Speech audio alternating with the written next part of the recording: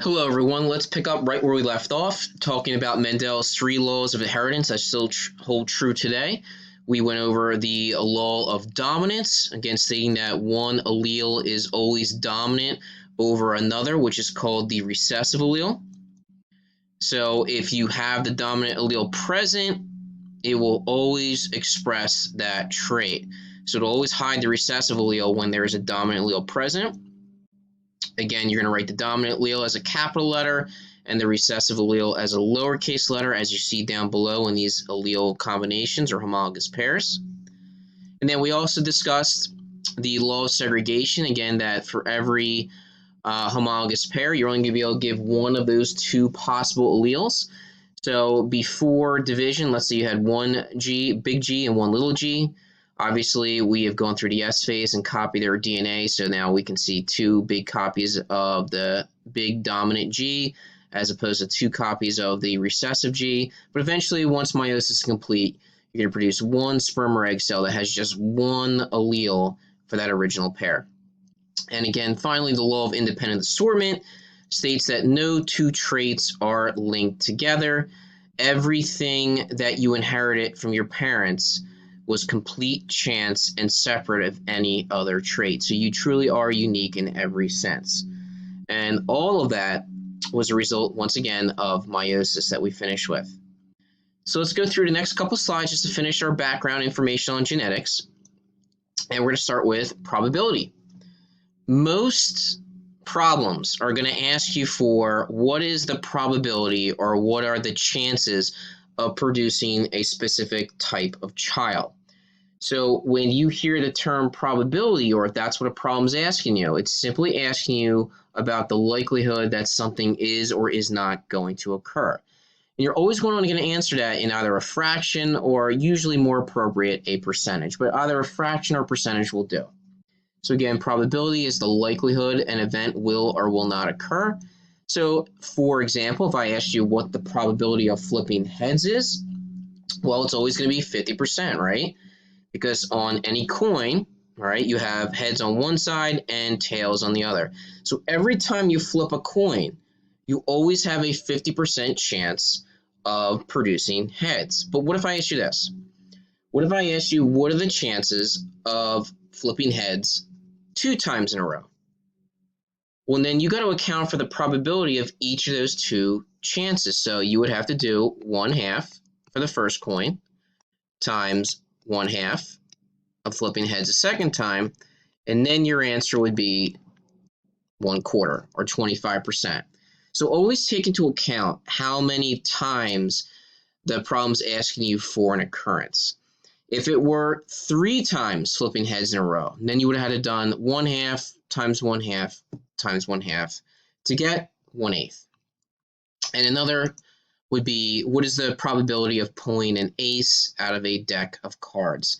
Well, in a standard playing deck, you have a total of 52 cards, taking out the jokers and all the other nonsense that you don't need. There should be 4 aces, all right, in every single deck, unless someone's cheating. So the probability is 4 out of 52, which is equivalent percentage-wise to roughly about 7.7%. So either one of those would work out to be an answer for the probability that you need. Now, most times for that probability, we're going to be looking at the chances of producing a specific phenotype or genotype. All right, 2 terms that you should have done before in 7th grade, but let's go through them once more. A phenotype refers to an organism's actual physical trait or traits that we're concerned about. So what is their height? What is their eye color? What is their hair color? Etc., etc. That's what a phenotype refers to. And a phenotype is expressed as a result of what an individual's particular genotype is. A genotype is the genetic makeup of that particular organism, or what 2 alleles does it have for a particular trait. So they could be what's referred to as heterozygous, which means hetero means different. So you have one big H and one lowercase h for regards to height, this individual, if you follow the basic law of dominance from Mendel, would express the dominant allele, which most likely would be tall versus short.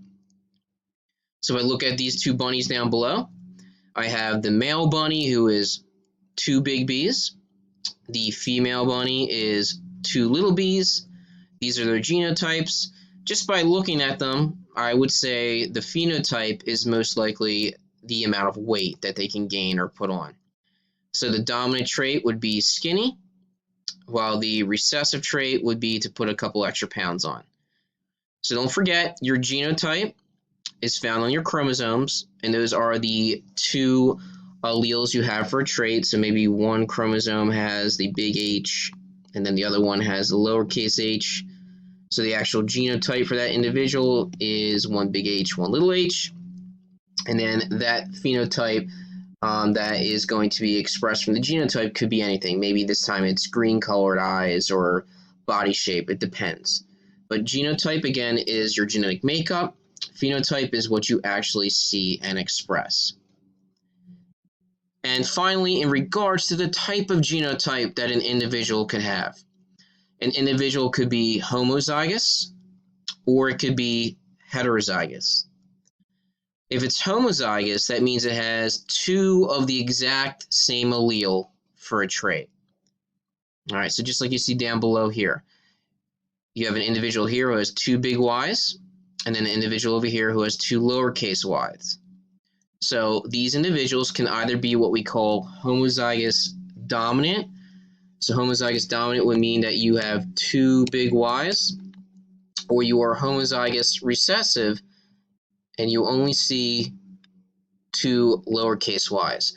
So one thing to take into account, the only time you will ever see a recessive trait in an individual is if they are homozygous recessive, for whatever the trait is going to be. That's the only way.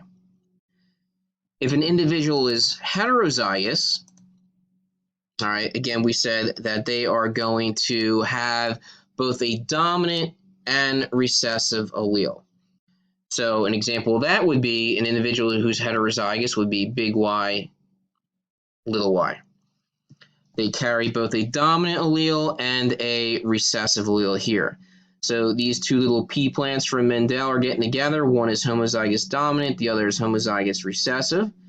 All of their offspring, besides being kind of weird and goofy, they're going to be heterozygous, and they would be yellow in this instance because, again, they have over here at least 1 dominant allele, while in this instance it's saying yellow is dominant to green. Remember, for every single trait, for every single gene you have, these genotypes are found on a pair of homologous chromosomes. And every chromosome, every homologous chromosome pair, besides maybe just having 1, 2, 3 genes, it could have hundreds or thousands of genes. And how those 2 alleles on the homologous pair interact, well, that's the genetics part. So these 2 alleles would make up a homozygous dominant genotype. These 2 alleles on the homologous pair would produce a homozygous recessive genotype. You would express the recessive trait. Homozygous dominant would only express the dominant trait. And then this individual here for gene type B, whatever that phenotype would actually end up being, they're going to be heterozygous. Big B, little b, put the 2 alleles together, there's your genotype. They are heterozygous. And if you follow Mendel's law of dominance, they will express the dominant trait. Now, we do know today there are actual exceptions to the rule of the law of dominance, which sometimes you will not just see the dominant trait. You might see something in between, like a blending. Well, we will be getting to those types of problems as we proceed through our unit and the subsequent weeks that we are going to be doing genetics. All right, that finishes the lecture now on all the vocabulary and background information that you need to know to perform Punnett squares. We'll be getting into Punnett squares next week, beginning with monohybrid crosses.